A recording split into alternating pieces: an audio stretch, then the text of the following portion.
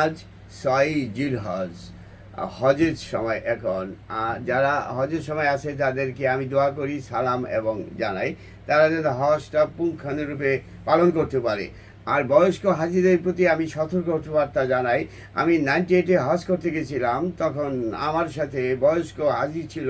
তাদেরকে দুর্দান্ত কষ্ট, যে অবর্ণনীয় কষ্ট আমি দেখেছি। রাস্তায় প্রস্রাব রাখতে পারে নাই এবং এমন এমন জায়গায় প্রস্রাব করছে যেগুলো কইলে আমার কাছে খারাপ লাগে।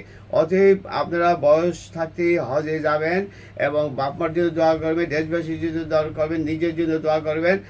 আর হজ থেকে ফিরে আসার পর যেন আপনারা জান্নাতের কাজ করেন, এইভাবেই জীবনটা আপনারা পরিচালনা করবেন, তাহলে আপনারা সুখী হবেন।